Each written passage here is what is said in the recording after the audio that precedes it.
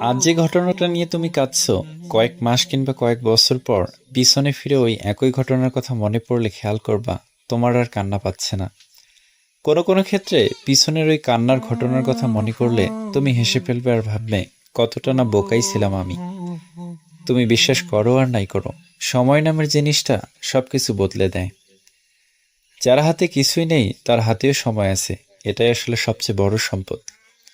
আজ তোমার কাছে যেটা অনেক বেশি মূল্যবান, কাল বা পরশু ওইটা মূল্যহীন হয়ে যেতে পারে। তাই কোনো কিছু হারানোর জন্য আফসোস করো না।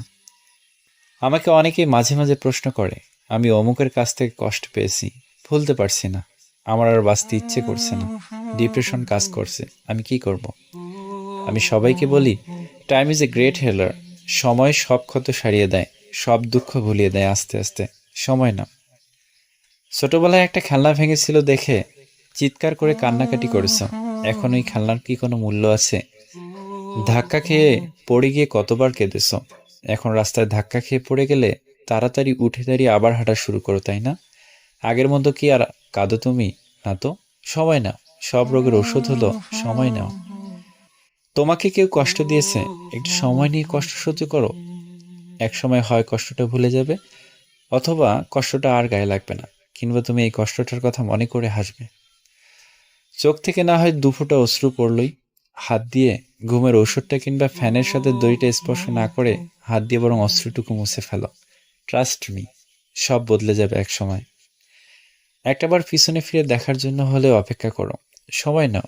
মরলেই তো সব শেষ, টিকে থাকো, দেখোই না কি হয়। অতীতের ভুল নিয়ে আফসোস করো না, তা আর ফিরে আসবে না। তার বদলে বর্তমানকে এমন করে সাজাও যেন ভবিষ্যতের কথা মনে করে আফসোস করতে না হয়। তুমি যা কিছু খরচ করো, সময় তার মধ্যে সবচেয়ে বেশি দামি। সবসময় ব্যস্ত থাকাই শেষ কথা নয়।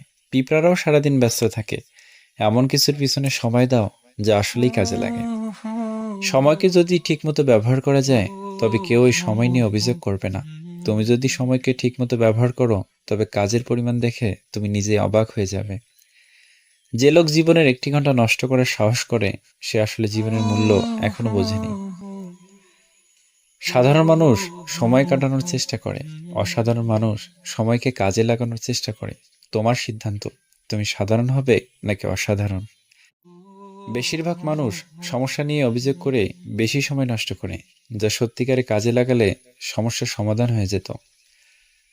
তোমার প্রতি কারো গভীর ভালোবাসা তোমাকে শক্তি দেয়, আর কারো প্রতি তোমার গভীর ভালোবাসা তোমাকে সাহস যোগায়।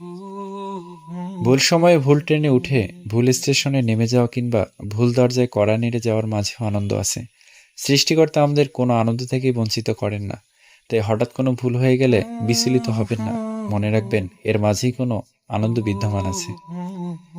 যখন একটি দরজা বন্ধ হয়ে যাবে, ঠিক তখনও নিশ্চয়ই জানবেন যে খুব শীঘ্রই তোমার জন্য আরেকটা দরজা খুলে যাবে। গতকাল হলো অতীত, আগামীকাল তো একটা রহস্য, কিন্তু আজকের দিনটি একটি উপহার। এ কারণেই একে বলা হয় প্রেজেন্ট। সময়ের সাথে সাথে যদি ভালোবাসা কমে যায়, বুঝে নেবেন এটা কখনোই ভালোবাসা ছিল না, এটা ছিল সময়ের প্রয়োজনে একটু ভালো লাগা। আসসালামু আলাইকুম। ভালো থাকবেন, সুস্থ থাকবেন। আল্লাহ হাফেজ।